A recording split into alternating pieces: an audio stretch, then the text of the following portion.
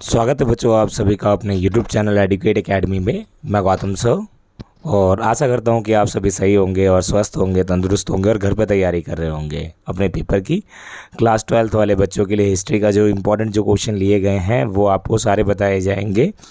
हमारे 12 चैप्टर आ रहे हैं, टोटल 12 चैप्टर में से हमारे कौन कौन से हम क्वेश्चंस को करें जो कि हमारे प्रीवियस ईयर में आते रहे हैं और कौन से मोर वैल्यूएबल जो क्वेश्चंस हैं उनके बारे में हम जानेंगे। तो चलिए वीडियो को शुरू से लेकर लास्ट तक ज़रूर देखें। यदि आपके जो 8 मार्क्स के जो क्वेश्चंस हैं जो आपको अटैम्प्ट करने हैं एग्ज़ाम में, और मैं बता दूं आपको सबसे पहले आपको 8 नंबर का अटैम्प्ट करना चाहिए, क्योंकि 8 नंबर बड़े नंबर के पहले अटैम्प्ट करो देन MCQs कीजिए, ठीक है। तो चलिए पहली बात तो हमारा पहला जो हम बात करते हैं हिस्ट्री के जो चैप्टर जो हमारे हैं, टोटल 12 चैप्टर मैंने आपको बताए थे। अब उसके अंदर आपका जो है चैप्टर सबसे लास्ट फ्रेमिंग कॉन्स्टिट्यूशन जो हमारा है, कॉन्स्टिट्यूशन से हमारे कौन कौन से लिए जाएंगे।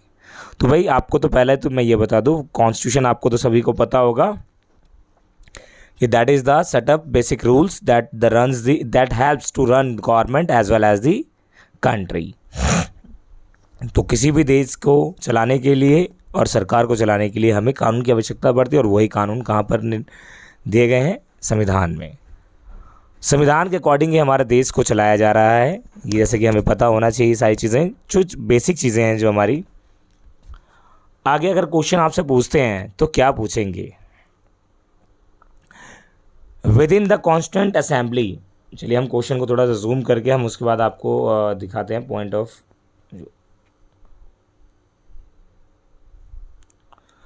Within the Constituent Assembly of the India, language issue was the intensely debated. Examine the views put forward by the members of the assembly on issues.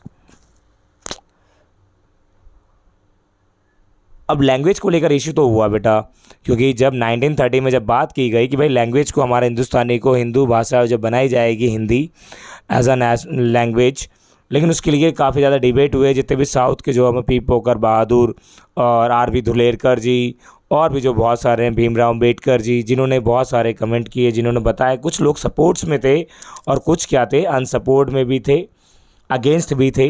तो जिन्होंने कॉन्स्टिट्यूशन असेंबली के अंदर तो एक मेंबर ने तो ये बोल दिया कि जो अगर असेंबली के अंदर हिंदी नहीं बोल सकते तो वो इसमें मेंबर होने के भी पात्र नहीं रखते हैं।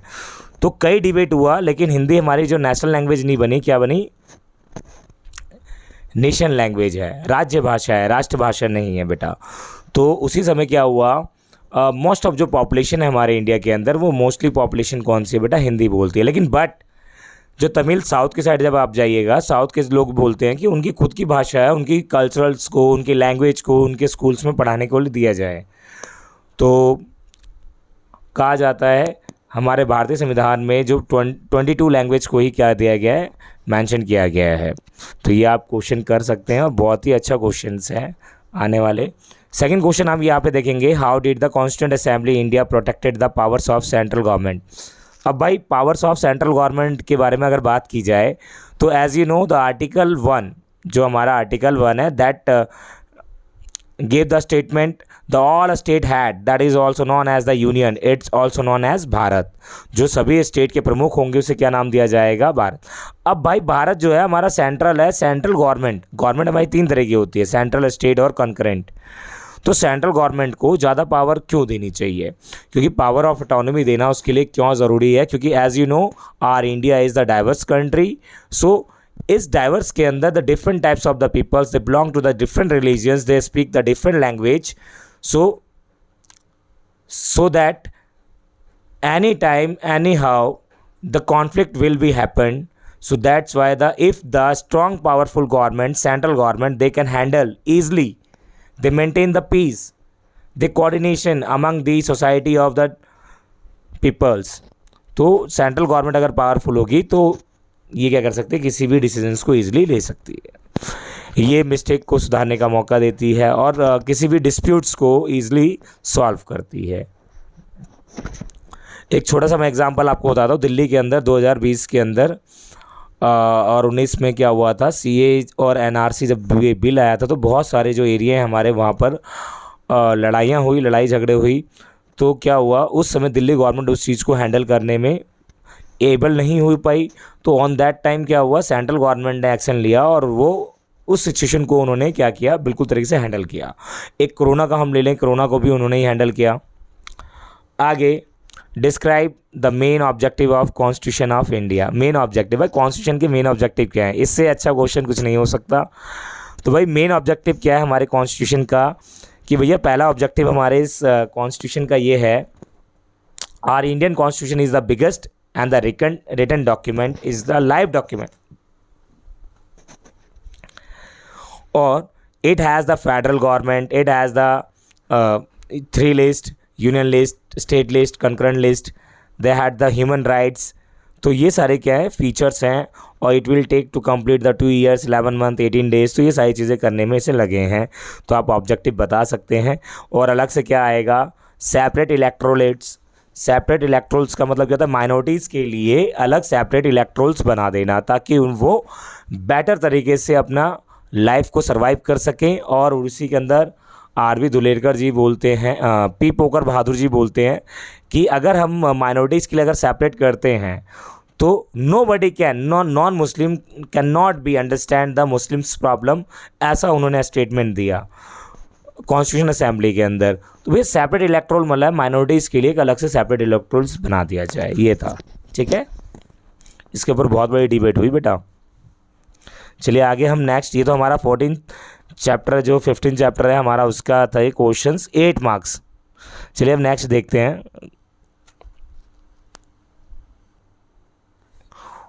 कॉन्स्टिट्यूशन असेंबली के ही जो शॉर्ट क्वेश्चंस जो हैं उस चैप्टर के। अब देखो वो कौन कौन से आ सकते हैं। सबसे पहला क्वेश्चन जो हमें दिया गया बेटा वो हम आपको बताते हैं, ठीक है। तो भाई पहला क्वेश्चन क्या बोल रहा है ये, describe the different argument made in the favour of protection of depressed class. अब डिप्रेस्ड क्लास हम यहाँ पे वो बोल सकते हैं माइनॉरिटीज़। तो आपको पता होगा जब कॉन्स्टिट्यूशन असेंबली के अंदर जब सेशन हुआ उसके अंदर पंडित जवाहरलाल नेहरू ने सबसे पहले माइनॉरिटीज़ के लिए ऑब्जेक्टिव रिसोल्यूशन क्या किया, इंट्रोड्यूस किया पूरी भरी भरी जो कॉन्स्टिट्यूशन असेंबली के अंदर। तो उन्होंने क्या बोला, हमारा मेन मोटिव क्या है कॉन्स्टिट्यूशन को बनाने का और कॉन्स्टिट्यूशन को लाने का, लागू करने का, ताकि जितने भी जो माइनॉरिटीज़ हैं हम उनको क्या करें, प्रोटेक्शन करें, उनका डेवलपमेंट करें। तो इसके लिए ही मेन था। अलग अलग लोगों ने आर्ग्यूमेंट दिए, पंडित जवाहरलाल नेहरू ने, भीमराव अम्बेडकर, पी पोकर बहादुर जी ने अलग ही दिया, जिन्होंने माइनॉरिटीज़ के बारे में अलग से सेपरेट कहा। उन्होंने तो बोला भाई बिल्कुल अलग ही कर दो, ठीक है। नेक्स्ट क्वेश्चन है, discussions within the constitution assembly were the also influenced by the opinion expressed by the public, examine the statement। हाँ भाई है, क्योंकि भाई मोस्ट ऑफ जो लीडर्स होते हैं उसके अंदर कॉन्स्टिट्यूशन असेंबली के अंदर वो क्या थे, मोस्टली डिफरेंट रिलीजन और डिफरेंट से कल्चर को फॉलो करते थे। तो ऐसे में वो सोसाइटी से ही निकल कर वहाँ तक पहुँचे थे और उन्होंने क्या किया, अलग अलग पीपल्स के अलग अलग ओपिनियन को वहाँ पे रखा। जैसे कि हम एक बार हम कहें पी पोकर बहादुर जी को लेकर, महात्मा गांधी जी को लेकर, और भी बहुत सारे थे, many mores they gave the statement in the constituent assembly में। नेक्स्ट क्वेश्चन जो हमारा है, a communist member of Somnath Lahiri so the dark hand of British imperialism hanging over the deliberation of the Constitution Assembly, examine the statement and give your own views, support your answer। आपको अपने answer में देने हैं और ये बहुत ही अच्छा question से आते रहे हैं। तो चलिए अब हम नेक्स्ट देखते हैं। नेक्स्ट चैप्टर का महात्मा गांधी जी से आता है हमारा 200%, वो ज़रूर देखिए, ठीक है। अब महात्मा गांधी जो नेशनल मूवमेंट से है जो रिलेटेड वो क्वेश्चन जो हमारे चैप्टर हैं वहाँ आते हैं हम 13 चैप्टर पे, क्योंकि हम लास्ट बुक से स्टार्ट कर रहे हैं, 3rd बुक से। तो भाई क्वेश्चन क्या थे, Gandhi ji increased the communications of the nationalist message in the mother tongue rather than the language of the ruler, examine how he knitted the non cooperation movement with the his philosophy. तो non cooperation movement क्या था, उन्होंने ये एक तरीके से हम कह लें कि हमारे इंडियन गुड्स को, हमारी मदर टंग लैंग्वेज हिंदी को उन्होंने ज़्यादा प्रायोरिटी दी, क्योंकि उन्होंने कहा कि हमारी खुद की एक अलग आइडेंटिफिकेशन होनी चाहिए। और ऐसा उन्होंने नॉन कॉपरेशन मूवमेंट के अंदर करके भी दिखाया। Most of the non cooperation movement एक क्या है, असहयोग, जिसके अंदर हम ब्रिटिश के जितने भी गुड्स हैं, चाहे वो लैंग्वेज हो चाहे जो भी हो, सबको हम क्या करेंगे, बाइकआउट करेंगे। ये चीज़ थी। अगला क्वेश्चन हमारा दिया गया बेटा, 8 मार्क्स वाले हैं ये सारे क्वेश्चन।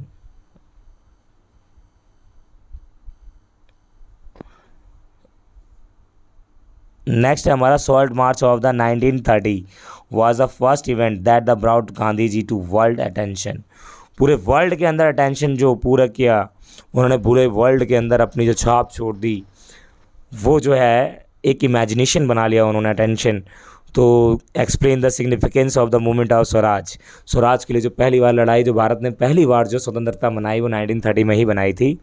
और मैं आपको बता दूं, इस टाइम पीरियड में, on this time period, Sabarmati से लेकर आश्रम तक जब गांधी जी 3 हफ्ते लगे जाने में, और इस मूवमेंट के अंदर most of the womens they also participated with the Gandhi ji. और इसके बाद गांधी जी को अरेस्ट कर लिया गया। और गांधी जी ने क्या किया, ये जो मूवमेंट था सॉल्ट मार्च, अंग्रेज़ों ने नमक को बनाने से इनकार कर दिया था, उसके ऊपर हैवी टैक्स लगा दिए थे।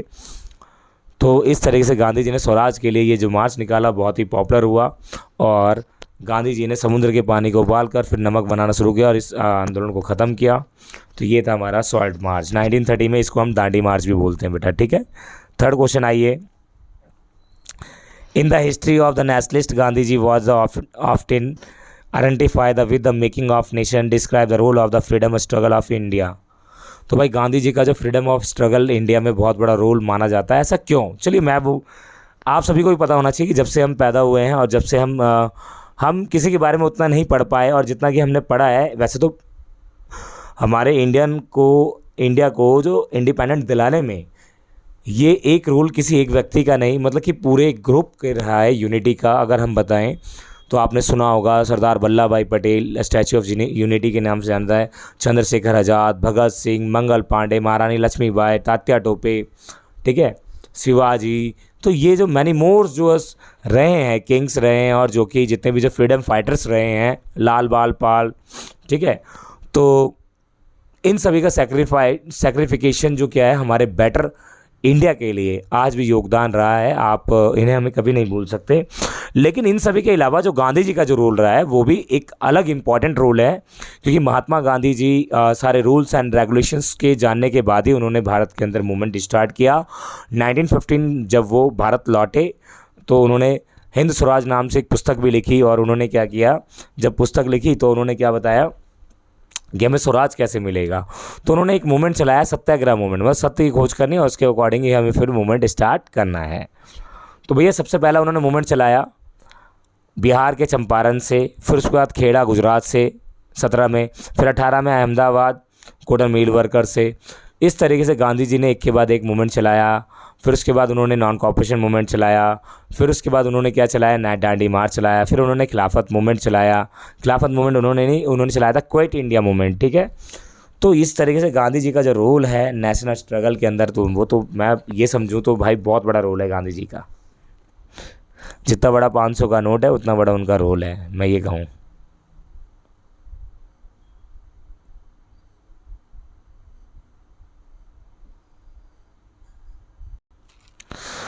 अब नेक्स्ट क्वेश्चन हमारा 4, describe the different source from the which of the can reconstruct the political career Gandhi ji and the history of national movement. तो गांधी जी ने किस तरीके से रिकन्स्ट्रक्ट किया पॉलिटिकल करियर के अंदर, तो उन्होंने किस तरीके से जो नेशनल मूवमेंट के ज़रिए ही भारत के अंदर जो फ्रीडम, जो लोगों को अलग अलग जो स्वाद मिले, गांधी जी अलग अलग जगह पे गए और उन्होंने सर्च किया भाई प्रॉब्लम आखिर में है क्या। उसके बाद ही उन्होंने क्या किया। और नॉन कॉपरेशन मूवमेंट आपको बता दिया है, बाइकआउट करना ब्रिटिश गुड्स को, ठीक है, ये वो हमारा नॉन कॉपरेशन मूवमेंट है, ठीक है। तो ये चैप्टर आपका बिल्कुल क्लियर हो गया है। और इम्पोर्टेंट क्वेश्चन आप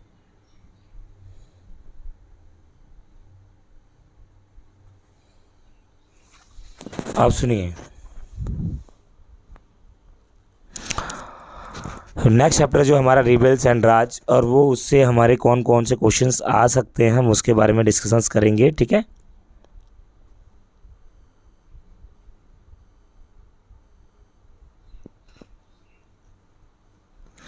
रिबल्स एंड राज से what were the social, economical, religion and the military causes of 1857 revolt.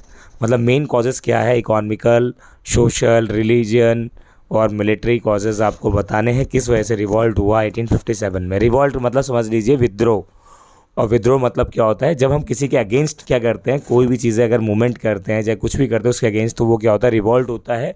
और रिवॉल्ट जब भी किया जाता है जब आप कुछ चेंजेस करना चाहते हैं, कुछ आपके साथ कुछ मिसबिहेव हुआ हो। तो ऐसे बहुत सारे जो इंडियंस के साथ जो बहुत सारे मिसबिहेव किए गए, और किसके द्वारा किए गए, जो ब्रिटिशर्स के द्वारा। अब ब्रिटिशर्स ने क्या किया, हमारे ऊपर टैक्सेस लगा दिए, इम्पोज कर दिए। मिलिट्री को क्या किया गया, उनको वेतन नहीं दिया, उनको डिसमिस कर दिया गया। इवन हमसे जो कि सिपाही से क्या किया गया, उनसे कारतूस छिलवाए गए जो कि गाय की चर्बी से बने हुए थे, सुअर की चर्बी से। और इवन क्या किया गया, हमारे यहाँ पे अफवाहें फैलाई गई। ठीक है, तो इस तरीके से इवन सिंगल पर्सन ही नहीं, मतलब कि ऑल ओवर द हमारे इंडिया के अंदर हर एक कम्युनिटी और हर एक रिलीजन्स के लोगों को डिस्टर्ब किया गया। यार जो फार्मर क्यों ना हो, हर एक कोई। तो इसी वजह से क्या हुआ, अब सबसे ज़्यादा सोशल, सोशल के अंदर सामाजिक, समाज के अंदर हर एक जो लोग थे हर किसी को किया गया। कि इकोनॉमिक के अंदर क्या हुआ, उन्होंने टैक्सेस को बढ़ा दिए।